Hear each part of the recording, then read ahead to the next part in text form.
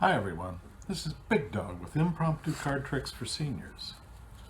Today's video is the tutorial for the Predict 3 trick. Click on the video link below to see a performance by guest magician Fuzzy Dog of the Predict 3 trick. This trick is well suited for seniors as there is no sleight of hand required. As you'll recall, the trick looks like this. We have a deck of cards, we spread them out, and we will ask the spectator to pick any card at random. We will make a prediction on what it is, check and see how we did. Have the spectator pick a second card, predict that as well. And then, as the magician, I will pick a third card. I will also predict that, so that we've made a prediction of 3 cards. And of course, then we reveal how well we did with the predictions. That in a nutshell is the trick, and this is how you do it. I generally start the trick by having the spectator shuffle the cards as much as they want. They can cut them, they can do a riffle. It doesn't really matter. The cards are in no special order. The only thing that we need to determine when we start the trick is what the bottom card is. Now there's several ways you can determine the bottom card. When the spectator hands you the cards back, you can pick up the deck, and you're ready to go, and you just glance at the bottom card surreptitiously. In this case, I've picked up the deck and I already noted that the bottom card is a joker. If you can ask if you'd like them to have you shuffle the cards anymore. If they do, you can go ahead and do it. If you're shuffling the cards, you can always do it face up like this. This is a pretty easy way to determine the bottom card.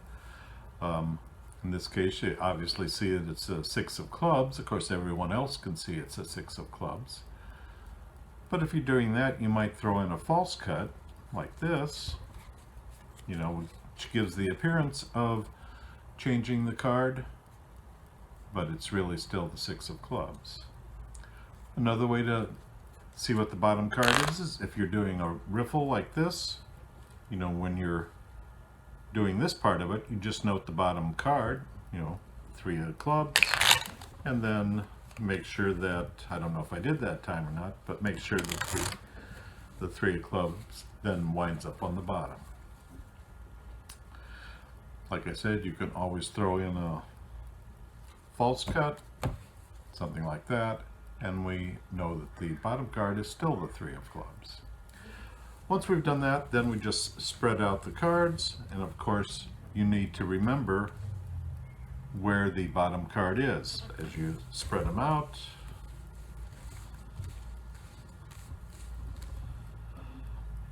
And then we ask the spectator to select a card. Of course, they're pulling out a card here.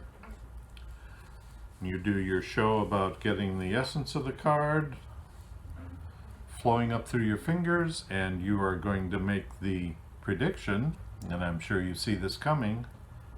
I predict this card is the 3 of clubs. In reality, the 3 of clubs is the bottom card over here, but I'm predicting this one is the 3 of clubs. I check it out without showing them. Nailed it, and set it aside. Of course, obviously it wasn't the 3 of clubs, it's the Queen of Hearts. You ask them to predict or to select a second card. Let's say they pick this one right here, and I think you can see what's coming on this. I'm getting the essence of the card, and I'm predicting this is the Queen of Hearts. What I usually do is have a spectator write this down because I can make the predictions, I just can't remember the predictions. So the first prediction was the 3 of clubs. This one was the Queen of Hearts. And we set that over here. Obviously it's not the Queen of Hearts, it's the 9 of Hearts. And you know what's going to happen now. As the magician, I'm selecting the third card. The spectator selected the first two. I select the third one, and I think I'm going to go with this one right here. And I'm going to predict that this one is the 9 of Hearts. And of course, since I have kept track of where the bottom card, where the 3 of clubs was, that's the card that I selected. So I put this over here in my pile of predictions. Now, I find it's a good idea to not line up the cards like this when you make the predictions, because someone who's really sharp may realize at the end when you reveal them that those weren't in the order that you predicted them. So I just bunch them together, and while I'm asking the spectator to review the card where he wrote down the predictions, I'm just handling the cards. Ask them what we predicted. 3 of clubs, up, got it. Queen of Hearts, got it. 9 of Hearts. 3 out of 3 again. And that is the tutorial for Predict 3. Now I know what you're thinking. You're thinking, BigDog, what the heck do I do if the spectator picks the card that is on the bottom of the deck? For example, we have the 5 of clubs. We mix up the deck. We're carefully keeping track of where the 5 of clubs is. May even hide it a little bit there. But we ask the spectator to pick something, and this is the card they select. And I think you know what happens here. We get the essence of the card, and we predict that it's the 5 of clubs. It is. And we end the trick there. You predicted the card, and then you might say, got that right, you want to do it again? And you can do it a second time, and